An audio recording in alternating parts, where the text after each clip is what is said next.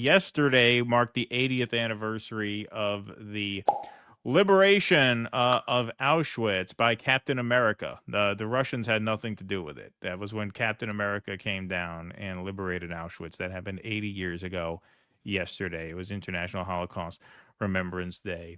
Benjamin Netanyahu tweets out, on International Holocaust Remembrance Day, I call on all civilized nations to confront anti-Semitism wherever it appears, on college campuses, city streets, or international forums like the ICC. Wow. Wow, wow. Where the fuck do you get the balls? Founded in the shadow of the Holocaust, the ICC has disgraced itself with anti-Semitic attacks on Israel. Hamas are the new Nazis, and we are committed to defeating them once and for all. The Jewish state will always stand as a safe haven for Jews worldwide. Yeah, the ICC was formed after the Holocaust to prevent future Holocausts at the hands of, say, you. Well, and I'm glad he's saying it out loud. That they look, man. He's saying Hamas. He means the Palestinians. This is the Israeli view. They projected the crimes of the Nazis onto the Arab world. Exactly.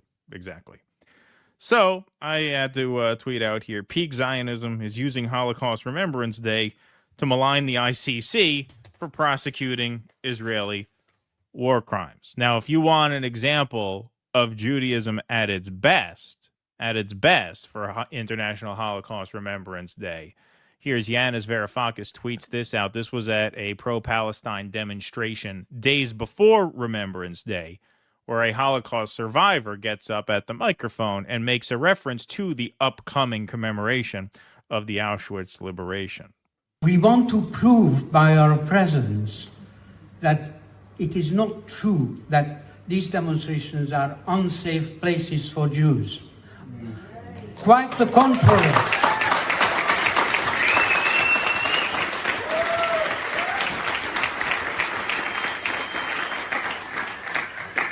Quite the contrary.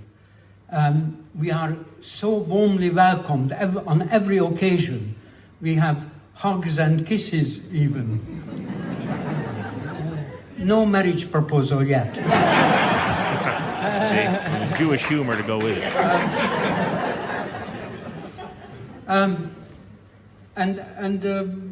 I think we are succeeding in undermining these lies. And the other important consideration is in a few days' time we will have Holocaust Memorial Day. And we protest against the misuse of the memory of the Holocaust.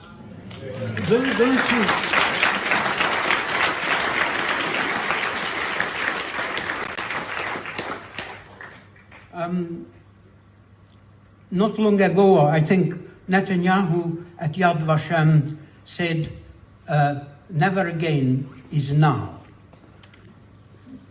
This is an undermining of the true meaning of the phrase. The true meaning of the phrase is that those who suffered the Holocaust atrocities and mass killings do not want to consider or be participating in any other similar act. Never again those genocides. And we are against genocide against everybody.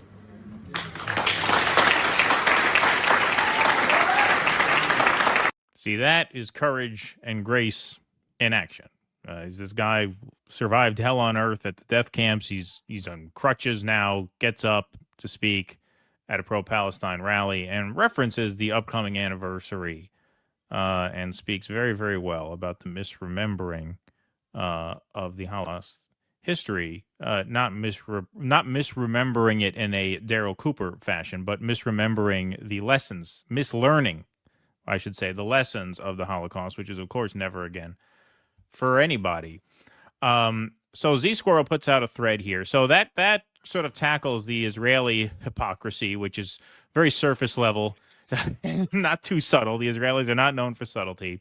But the other facet of this, of course, is that my wise-ass jokes aside, it was not Captain America who liberated the camps, but it was, of course, the Soviets. So today is the anniversary of the liberation of Auschwitz by the Red Army, which the Israeli death cult and Zionists are desperate to hijack and weaponize to launder their genocidal mania. Here are some deeply moving personal recollections of liberation by Soviet troops. To the extent that we can access the Red Army's views, it is through memoirs and letters. Vasily Gramatsky, an officer of the 60th Army, offered this description. I realized they were the prisoners and not workers. So I called out, "You are free, come out." They began rushing towards us in a big crowd. They were weeping, embracing us, and kissing us. I felt a grievance on behalf of mankind that these fascists had made such a mockery of us. It roused me and all the soldiers to go and quickly destroy them and send them to hell, meaning the Nazis, of course. Georgy Elitsevetsky, another of the first Soviet soldiers to enter the camp, admitted in 1980 that my blood runs cold when I mention Auschwitz even now. He described the liberation in dramatic detail. When I entered the barrack, I saw living skeletons lying on three-tiered bunks. As in fog, I hear my soldiers saying, "You are free, comrades." I sense that they do not understand us and begin speaking to them in Russian, Polish, German, Ukrainian dialects. Unbuttoning my leather jacket, I show them my medals. Then I use Yiddish. The reaction is unpredictable. They think that I am provoking them. They begin to hide. And only when I said to them, "Do not be afraid. I am a colonel of Soviet army and a Jew. We have come to liberate you." Finally, as if the barrier collapsed, they rushed towards us, shouting, fell on their knees, kissed the flaps of our overcoats, and threw their arms around our legs. And we could not move, stood motionless while unexpected tears ran down our cheeks. So just to kind of fuse these two topics, that image of the Jews at first hiding when they saw them because they didn't know if they meant them well or not. This is why I say, as a Jew myself, I have some license to say this, that Israelis are traumatized by that. That is what makes them act in ways that, frankly, normal people do not act, because they carry a psychological trauma and shame at people who hid, whose instinct was to hide. Right. And they are so desperate to overcome that shame, which they should not feel. Of course, if you were put through that, of course your first instinct is to hide when someone official looking comes in. Obviously. So they shouldn't feel that shame, but they do. And they channel that shame through violence and rage. And that explains a lot of their psyche. Anything to add before we go on? Yeah, we with Gilgamesh, we were talking about a movie, Speak No Evil, which the American version, they messed the whole thing up. But it was a very interesting Nordic film, Scandinavian film, where, I'm not going to spoil it for anyone who wants to see it, but this couple is horribly abused. And he says to him at the end, "Why did you do this to us?" And he says, because you let us.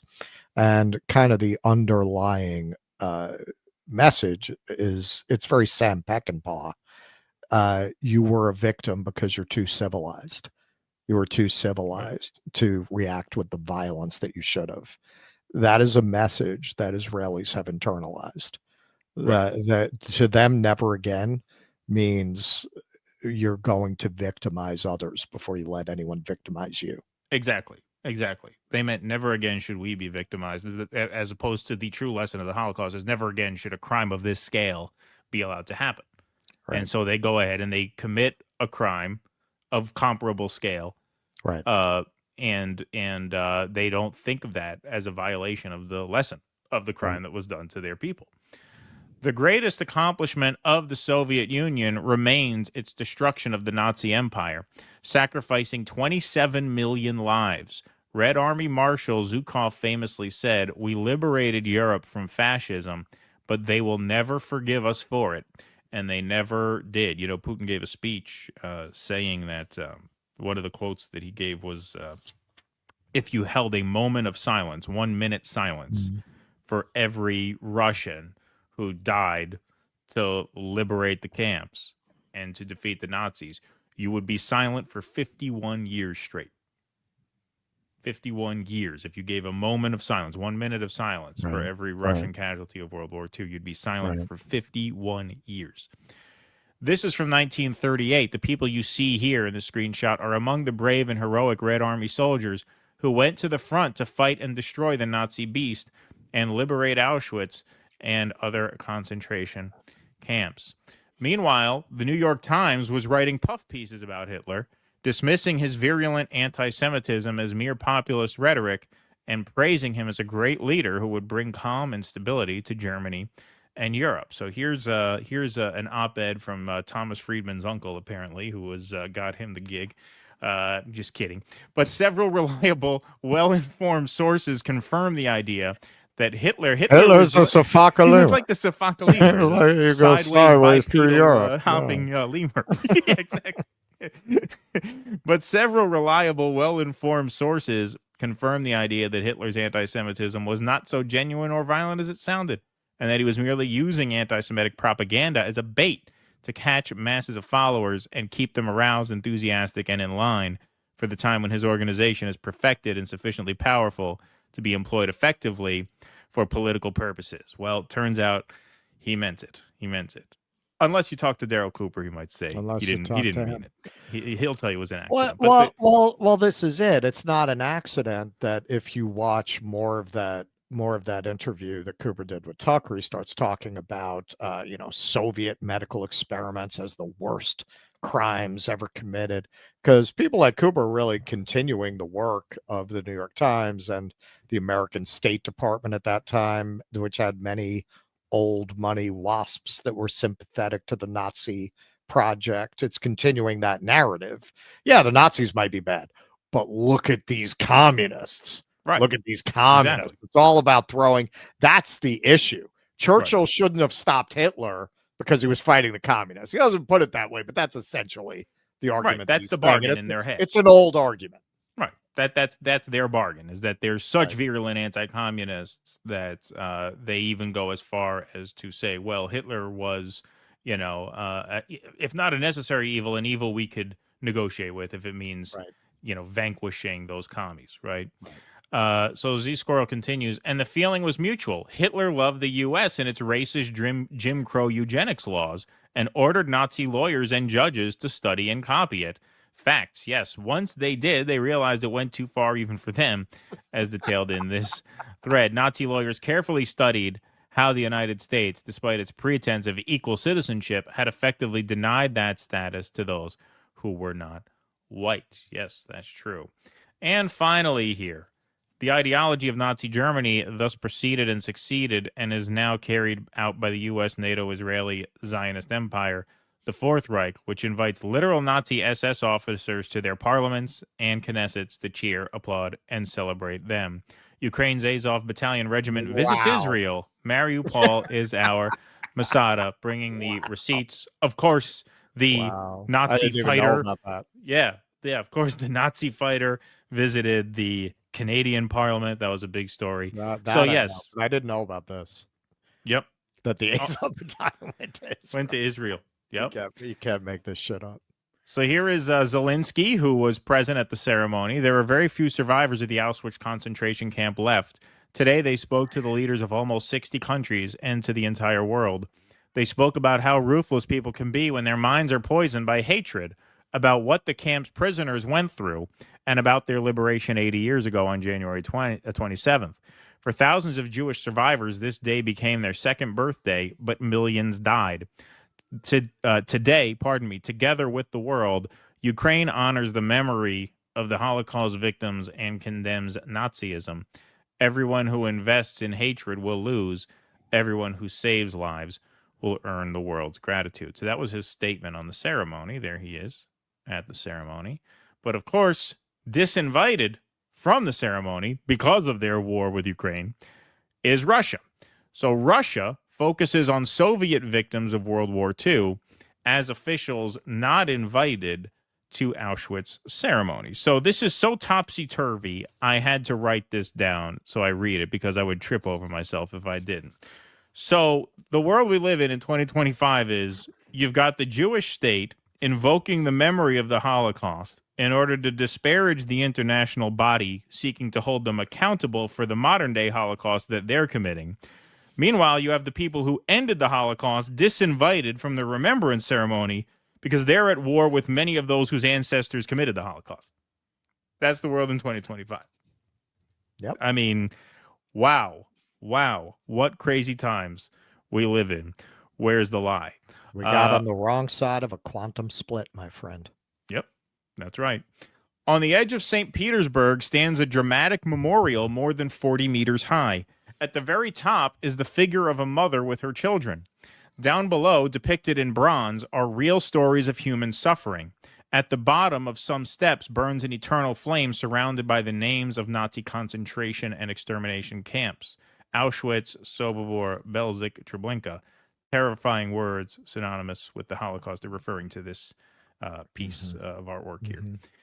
Yet this is not a Holocaust memorial as such. Its official title is the Memorial to Soviet Civilians Who Fell Victim to the Nazi Genocide. Russian President Vladimir Putin unveiled the monument last year on the January 27th, a date with a double historical significance for Russia. On this day in 1944, Soviet forces broke the almost 900-day siege of Leningrad. Exactly 1 year later, the Red Army entered the gates of the Auschwitz death camp. It is because of the Red Army's liberation of Auschwitz that 27 January was later declared International Holocaust Remembrance Day. But when he opened the memorial to Soviet civilians, Vladimir Putin spoke not of the Holocaust, but of the genocide of the Soviet people. Okay, so this is where you get some of the BBC sort of Western NATO propaganda tinged into this piece. He argued that the Nazis' aim had been to seize our country's rich natural resources and territories, as well as to exterminate the majority of its citizens. No, it was an accident of logistics. Yeah, exactly. Yes. He's got to watch some Daryl Cooper. Yeah, he's got to listen to some Martyr Maid. That's right. Yeah. But then, they have to qualify that. It's not that Russia has gone silent on the Holocaust. In the run-up to the 80th anniversary of the liberation of Auschwitz, there have been several Holocaust-related events across the country. And in a message to mark the 80th anniversary, President Putin wrote, in January 1945, the Red Army liberated the Auschwitz concentration camp and revealed to mankind the truth of the crimes of the Nazis and their accomplices who exterminated millions of Jews, Russians, Roma, and representatives of other nationalities. But in Russia today, there is a discernible shift in focus away from the Holocaust to how the Soviet people as a whole, including Russian people, suffered in World War II. Well, I wonder why they would put the emphasis on their own sacrifice, because their own sacrifice was monumental. As I mentioned, if you held a minute of silence for every World War II Russian casualty, you'd be silent for a full 51 years straight. That, and the world not only never thanked them for liberating the camps, they continued to punish them. We had a Cold War for decades after. So it's not surprising that they would put the emphasis on the loss of their own country. If they don't, who will? Who will? Right. Certainly not us. Right. In none of the, if we sure as hell would. Right, well, we lost 27. Yeah. We've been pretending that we won that war since the war ended. Well, that's what I was just going to say. If you Google headlines about the remembrance ceremony, zero mainstream Western headlines mention that the Russians had anything to do with liberating the camps. Zero, none, literally none. So of course they're going to say it. If they don't, who will? Who would? More than 27 million Soviet citizens were killed in what is known here as the Great Patriotic War. This change in emphasis hasn't gone unnoticed. Oh no, God forbid they should put the emphasis on the unfathomable sacrifice that they made to defeat Nazism. Nobody argues that there were millions of victims during the Second World War, Israel's ambassador to Moscow, Simone Halperin, tells me. But an industrial plan to eliminate a race from the face of the earth, a race that was against the Jewish people. I think it is of critical importance to remember that the Holocaust was designed as the genocide of the Jewish people, which we just read you a quote 2 slides ago. Putin said exactly that. Well, he's not minimizing that. He's not dismissing that. Well, not only that, the Holocaust Museum, their own archives talk about Operation Barbarossa and the genocidal intention of the campaign to the east. They intended this was Hitler's whole theory that they were in a struggle between the Slavic peoples and the Aryan peoples. He saw the end of the war as actually a loss of the Aryans to the Slavs in a Darwinian struggle to prove supremacy. He was ranting that they have proven themselves to be the stronger people. That was how he framed it. That if there were Slavs alive, they would have to be enslaved. Right. Exactly. It is not because the Russian authorities do not want to speak about the Holocaust or the Jews, suggests historian and researcher Konstantin Pakaliuk. The idea is about presenting Russians as victims, to feel that we are victims, victims of Western powers, victims in history. That is the core idea of this narrative. Well, is that not true in this case? Konstantin lives and works abroad. I mean, victims might be a little bit insulting to them since they made that sacrifice not as victims, but as warriors, and they won. And they defeated Nazism. And there's no doubt that war could not have been won without them. Of course. So acknowledging the sacrifice that they made and their ancestors who are no longer alive, their family trees who have much fewer branches on them than they should, were it not for the Nazi threat. 27 million people. 27 million people. And that was, in 1945 when there weren't as many people in the world. So that'd be, you account for the population spike. You're talking about a massive, an unfathomable sacrifice. No, this is so suppressed. I did not know this. Look, I was into history, but I was more into ancient history.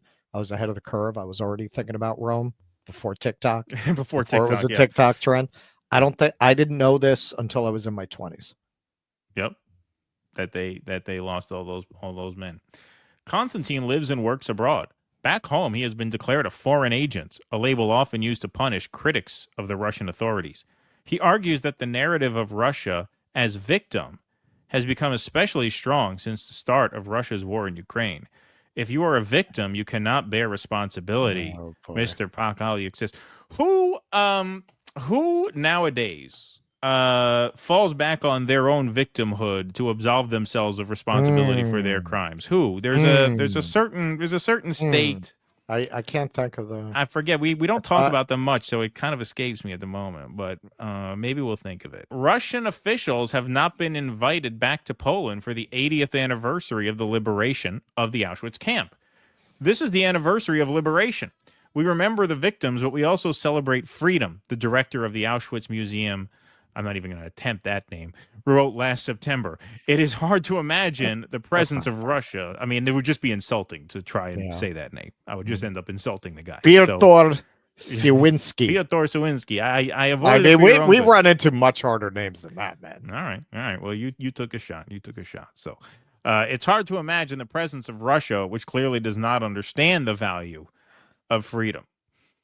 Unlike the Israelis, who understand the value of freedom, the Ukrainian government, which surely understands the value of freedom. That's why they, cracked down on churches, suspended elections until after wartime, of course. The decision not to extend an invitation to Moscow has been condemned by one of Russia's most influential Jewish leaders. Not inviting Russia is offensive to the memory of the liberators and their contribution to the victory over fascism, Rabbi Alexander Baroda, president of the Federation of Jewish Communities of Russia, said at a press conference recently in Moscow. It is a very bad sign because memory is important and there are common values that help defeat fascism. Despite their differences, the countries of the anti-Hitler coalition, different political systems and ideologies, managed to unite for a common victory. Meanwhile, Jewish groups here are doing what they can to remind Russians of the past so that it is never repeated. Well, talk about reminding of crimes to the past and linking them to crimes of the present. I have to refer you to this statement by Putin in December of 2023. The Gaza Strip is now the largest children's cemetery in the world. Once again, connecting these things together. Вернемся, я так понимаю, еще к ситуации, связанной с украинским кризисом. Но и вы, и все здесь присутствующие, и во всем мире видят. Посмотрите на специальную военную операцию и то, что в Газе происходит. И почувствуйте разницу. Но ничего подобного в Украине нет. Значит, вы упомянули о гибели тысяч детей и женщин. Генеральный секретарь Организации Объединенных Наций назвал сегодняшний сектор Газа самым большим кладбищем детей в мире. Citing the UN Secretary General has called today's Gaza Strip the largest children's cemetery in the world. Это такая оценка о многом говорит. This assessment says a lot. Yes, surely it does. So let's compare. Invitees to the party that has been uninvited. This is as of February 2nd, 2024. So forgive me, these numbers are dated, but the point remains the same here. Death toll from Gaza almost triples Ukraine, the civilian death toll. Look at the children killed in Gaza through February 2nd, 2024. 13,000 children killed in Ukraine at that point after almost 2 full years of war, 560 plus. So you want to compare side by side the crimes of these states, and look, and this is 119 days of Gaza and 709 days of Ukraine. Exactly. Day 119 verse 709. Look at that difference, particularly, of course, in the child death count. Yeah. And, I have to say, because I know you get this, not from our audience now. I think you guys understand this well enough. I don't support an invasion. I've always supported peace between Russia and Ukraine. I don't root for Russia to pummel Ukraine. I root for a peace deal, which is why I said the war should have been prevented with a peace deal before it ever got started. Right. So I don't support Russia's military goals. I think their diplomatic goals were reasonable to the point where they should have been agreed to before the war started, because I don't want war with Ukraine. I don't mean the Ukrainian people harm. I actually value the lives of the Ukrainian people much more than the Ukraine hawks in Congress and in lib world and, amongst the neocon GOPers. So just want to make that point, obviously. But look at the culpability here. Look at the twisty turvy logic of the world right now, where the liberators of the camps are disinvited because they're at war with a state that, as has been pointed out, had a Nazi problem, according to the Democratic Party, up until apparently 2021. And so that just kind of shows you the state of the world. You really can't get a better sense of how crazy things are than all of those factors coming into focus on Holocaust Remembrance Day. John Lennon said it a long time ago. It's a very famous interview he did where he said, I've always known it, but I couldn't say it this way until I became an adult. But I always knew, even as a child, the world is run by insane people for insane ends. Yes. Yep. And boy, does that make itself known right there. Please clap.